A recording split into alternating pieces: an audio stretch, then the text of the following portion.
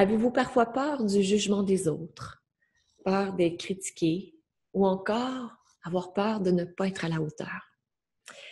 Pendant longtemps, j'ai eu ces peurs et je vous partage aujourd'hui la philosophie que j'ai choisi d'adopter pour passer la plupart du temps par-dessus ces peurs.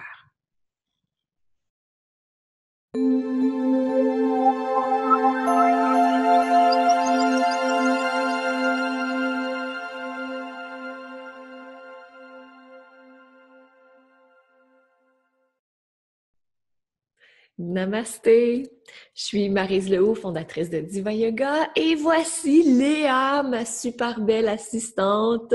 J'ai cette chance d'avoir 2 assistants, quel bonheur! Donc Léa est venue me rejoindre à peu près le moment où j'ai démarré la caméra parce qu'elle aime ça, être là, être présente. Donc Léa, tu peux faire un petit coucou! Belle beauté! Écoutez la ronronner. La semaine dernière, on a vu les accords Toltec, les 4 accords Toltec, et en particulier l'un d'eux qui s'appelle « Faites de votre mieux ». J'ai vu l'engouement que ça a suscité, comment vous avez aimé commencer votre semaine, comme ça, avec la philosophie. Donc, faites de votre mieux pendant la semaine. Vous pouvez pas faire moins, vous pouvez pas faire plus non plus. Et j'ai eu envie de vous partager ce que pendant de nombreuses années j'ai utilisé. Il est en anglais parce qu'au Québec, on a beaucoup de choses en anglais. C'est pas tout qui est traduit. Donc, The Four Agreements.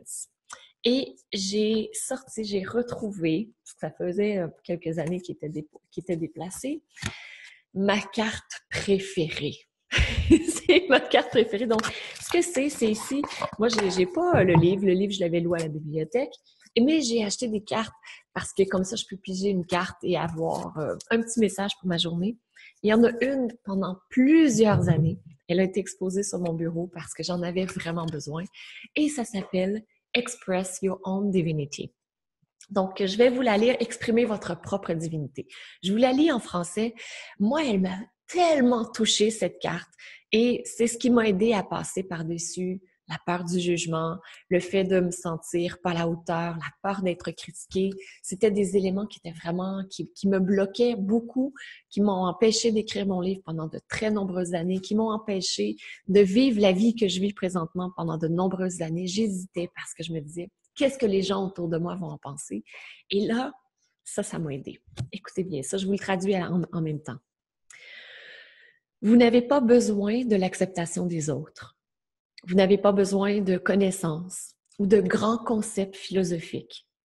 Vous avez le droit d'être vous-même et d'exprimer votre propre divinité en étant vivant et en vous aimant et en aimant les autres. Et cette carte me faisait tellement de bien, tellement de bien. Donc ça, ces cartes, je les ai découvertes avant le yoga. Et avant de devenir professeur de yoga plutôt. Et j'ai adoré la philosophie à partir de ce moment-là. Ça a été mon déclic pour la philosophie. Avant ça, la philosophie telle que je l'ai apprise au collège, au cégep, ça m'a pas atteint plus que ça. Mais ça m'a vraiment parlé. Et après ça, avec la formation professorale, je dis là, mais c'est les formations professorales que j'ai suivies par la suite, j'ai plongé encore plus dans la philosophie. C'était une merveilleuse découverte. Dans ma formation professorale Diva Yoga, maintenant, évidemment, il y a beaucoup de philosophie. Puis c'est un des éléments dont les participants sont vraiment surpris lorsqu'ils commencent la formation, l'importance que j'accorde à la philosophie, parce que il y a plein de piliers. L'anatomie est un pilier, les asanas, les postures sont un pilier, les chakras sont un pilier et la philosophie est un pilier très, très, très important également parce que on utilise notre corps physique pour faire des postures de yoga, mais on est beaucoup plus que juste notre corps physique. Donc, la philosophie est un élément important. Et là, juste pour faire le lien avec ça, comment on fait pour exprimer notre propre divinité, puis comment j'ai pu faire ouvrir encore plus mes horizons, puis c'est ce que je vous partage. Chaque fois que je le partage dans le cadre d'une formation prof de yoga, les gens font « Wow, je comprends enfin quelque chose de plus au point de vue de la philosophie ». En yoga, on a un concept qui s'appelle Satya, qui s'appelle avoir sa propre réalité, la vérité, chercher la vérité. Et ce qui est intéressant avec ce concept, c'est que nous avons tous chacun notre propre vérité. Et ici, j'ai envie de vous poser une question. Vous allez voir, c'est une question piège, je vous l'avoue. Et là, je vais vous demander, qu'est-ce que vous voyez ici? Est-ce que vous pouvez me décrire ce que vous voyez? Est-ce que vous pouvez me lire ce que vous voyez? Et là, je présume que vous allez me dire, Maryse, je vois ta photo, je vois la couverture de ton livre, je vois que c'est écrit le yoga rose, zen, heureuse et radieuse. Et moi, je vais vous dire, si je regarde comme ça, je vais vous dire, mais pas du tout. Il n'y a aucune photo et ce n'est pas écrit le yoga rose sur ça. Puis là, vous allez me dire, oui, oui, c'est écrit en gros, à peu près gros comme ça. Non, non, il n'y a rien d'écrit yoga rose ici. Si je lis, c'est écrit Maryse Lehoux, professeure de yoga et diva positive du bien-être, Paris, 13 novembre 2015, 23h04. Non, c'est pas la même chose. Et c'est là que c'est important de comprendre que à partir d'une même chose, d'un même objet, d'une même situation, nous avons tous une réalité différente parce qu'on a tous un point de vue différent. Si je tourne de ce côté-là, vous allez dire « Ah oui, je comprends maintenant ce que tu veux dire qu'il n'y a pas d'image. » Puis là, moi, je vais vous dire « Oui, maintenant, je comprends que vous voyez la photo, je comprends que vous voyez le titre. » Mais tant qu'on ne se met pas à la place de l'autre, et qu'on n'a pas le même point de vue que lui, on ne peut pas comprendre ce qu'il vit et ce qui est vrai pour lui. Et souvent, c'est ce qui se produit dans des situations conflictuelles.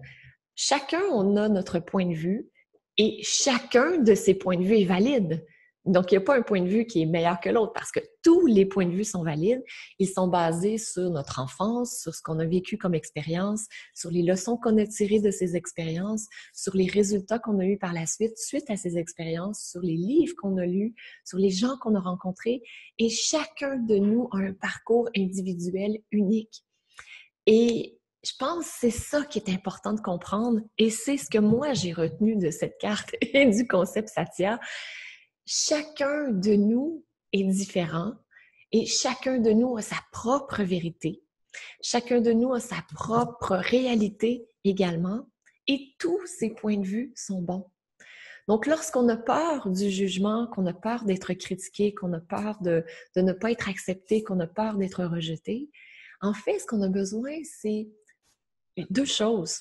Première chose, c'est de comprendre que l'autre personne a un point de vue différent de nous, d'accepter son point de vue et aussi d'accepter notre point de vue, qu'il est différent et que ça ne change pas l'amour qu'on peut avoir pour cette personne, ça ne change pas le rayonnement, la divinité de l'autre personne et ça ne change pas notre propre divinité non plus.